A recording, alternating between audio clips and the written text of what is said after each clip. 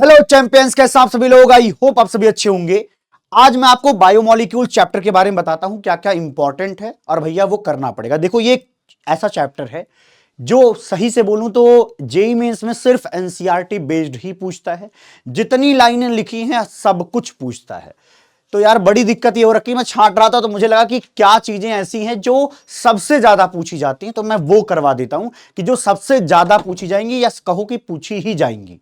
ठीक है, तो बस वो पार्ट मैं यहां पे कराने वाला हूं। ठीक है, आइए देखते हैं। ये देखें भैया, पहले जो आपके सामने प्रस्तुत करूंगा वो भैया कौन है जी? आ जाओ भैया, एमिनो एसिड। एमिनो एसिड बाबा नहीं आ रहे यार, नाराज हो गए। चलो आगे। ठीक है जी, तो ये हैं सारे एमिनो एसिड्स। इनके नाम को कंठस्थ करना पड़ेगा, याद करना पड़ेगा। साथ साथ ये जो इनका एब्रीविएटेड फॉर्म है, इससे तो ये बन जाएगा, एब्रीविएटेड फॉर्म आराम से बन जाएगा। और एक इनका जो वन लेटर कोड होता है ये भी बन जाएगा, मेजर पोर्शन। जहां जहां अलग है उन पर थोड़ा आपको ध्यान देना पड़ेगा। ठीक है जी, एक्चुअली इसका कोई तरीका नहीं है। अब जैसे फेनाइल एनानीन में तो आपको फेनाइल से एफ को समझ में आना जरूरी है, ये बड़ा इंपॉर्टेंट चीज हो जाता है ये। ठीक है जी, और ग्लूटामिन में आके देखिए तो ऐसी चीजों में आप देखिए, ये देखिए एस्पाराजीन में देखें एन है इनका। ठीक, तो जहां थोड़ा अलग है कृपया उसको मार्क करके एक एक बार पढ़ लें, ये पूछ रहे हैं वो। तो भैया हमें तो क्या करना पड़ेगा, कंठस्थ करना पड़ेगा, और कोई तरीका तो इसका है नहीं। ठीक है जी, तो एक चीज ये, एक बार ये टेबल जो आपके एनसीईआरटी में गिवन है इसको देख लीजिएगा। जो साइड चेन्स है इनके बारे में देख लेना एक बार जरूरी है। ठीक है, स्ट्रक्चर को एक बार ठीक से स्टडी करना पड़ेगा।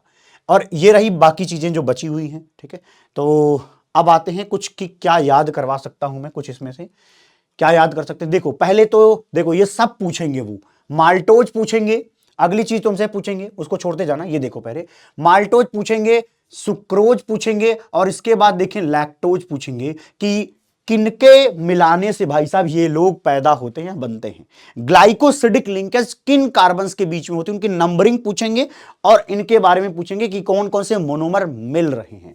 तो जैसे लैक्टोज में क्या है, गैलेक्टोज एंड ग्लूकोज, बट ये बीटा रहेंगे। ठीक, ऊपर देखिए माल्टोज में दोनों अल्फा ग्लूकोज ही हैं, और सुक्रोज की बात करें तो अल्फा ग्लूकोज बीटा फ्रक्टोज रहेगा। ये बहुत बार पूछा गया है और ये पूछा जाता रहेगा जितने भी आगे पेपर आएंगे, इसलिए मैंने यहां लिख दिया ये सारी बातें। और सुनिए, एजीसीटी ये डीएनए में पाया जाता है, डीएनए के ये बेस पेयर्स हैं एजीसीटी।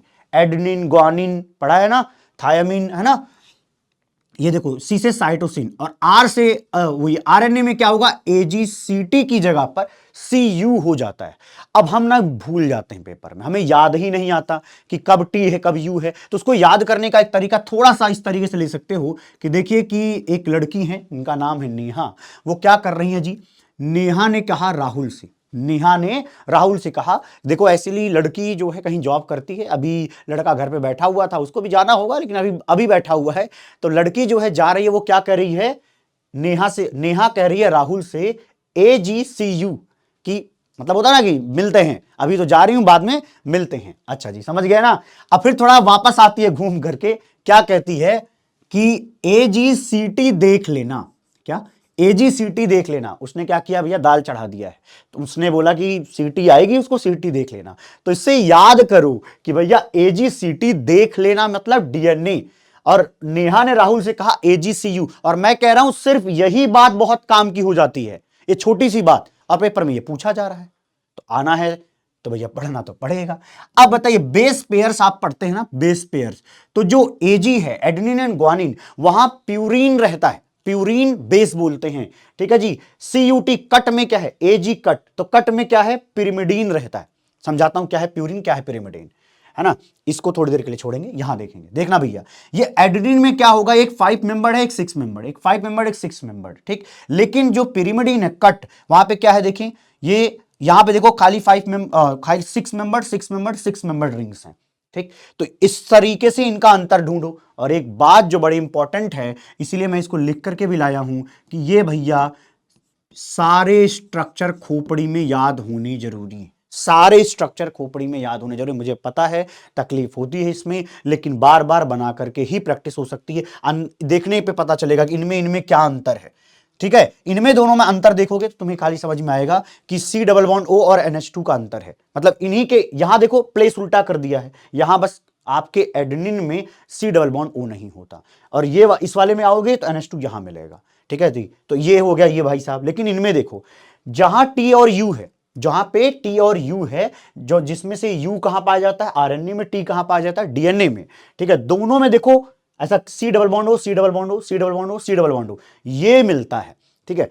बाकी पोर्शन वही है, लेकिन थायमिन में देखो क्या मिथाइल है। तो ऐसे याद रखो कि थायमिन में क्या आता है, इसको थोड़ा ठीक से देखो तो मिथाइल को उल्टा सीधा करके लिख दिया है METHY। तो एक तरीके से मिथाइल की फीलिंग आ रही है। मिथाइल मतलब क्या हुआ कि अगर मैं यूरेसिल पे CH3 लगा दूं तो ये क्या बन जाएगा, थायमिन बन जाएगा, ठीक है। तो थोड़ा ये दोनों एक दूसरे से रिलेट होकर याद होंगे। तीसरी चीज कि भैया ये जो भाई साहब है ना, इनमें देखिए भैया C डबल बॉन्ड एक है और NH2 एक है, ठीक। यहां पे देखें, मैं रिंग की बात नहीं कर रहा हूं, जो रिंग से बाहर लगे मैं उन पर बातचीत कर रहा हूं।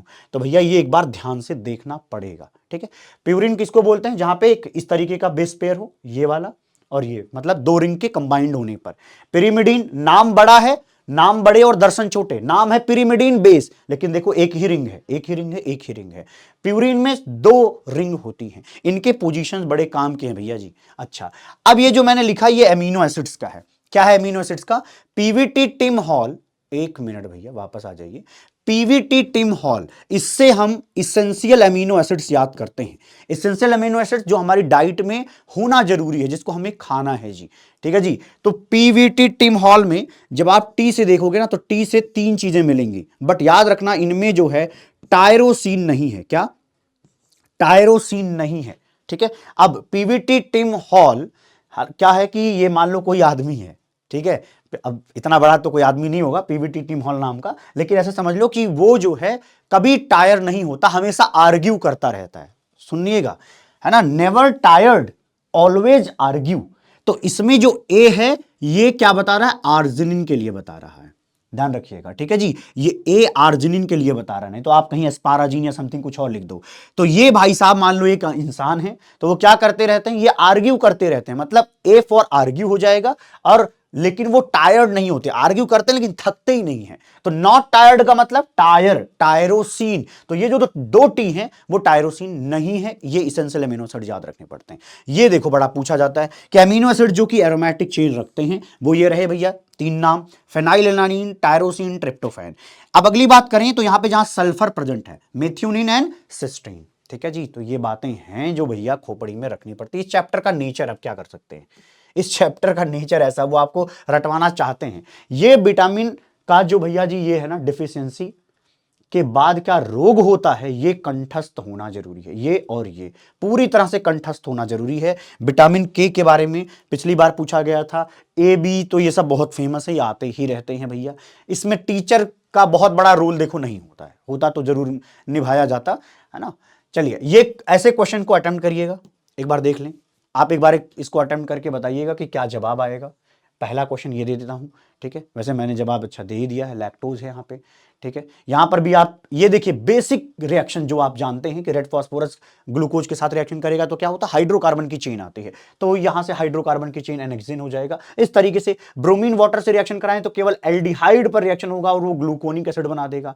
और आपको पता है कि एसिडिक एनहाइड्राइड से एसिटेट बनता है ग्लूकोज का, लेकिन HNO3 क्या करता है, 1 डिग्री एल्कोहल और क्या करता है एल्डिहाइड को, इसका मतलब ये भैया देख लें सैक्रिक एसिड बन जाएगा। समझा रे बाबा, ओके। ये क्वेश्चन है भैया फ्रक्टोज से रिलेटेड, किनके रिएक्शन पर क्या होगा, इनके रिएक्शन पर क्या होगा, ठीक है। इन पे चाहे तो आप कमेंट कर सकते हैं। अब देखो भैया है चैप्टर ऐसा, इसमें हमारी भी मजबूरी है ना, आपको तो याद करना ही पड़ेगा, पेपर आपको ही जनाब देना है, तो निश्चित रूप से कठिन तो है, कोशिश करिए कि याद हो जाए। देखिए जो मैंने पार्ट बताया उसमें एक बार कृपया जो टेबल है उस टेबल को पढ़ करके जरूर जाइएगा, मेजॉरिटी ऑफ द क्वेश्चंस वहीं से बन जाते हैं, ठीक है जी। ओके, मिलते हैं किसी और वीडियो में, bye bye, take care, love you all.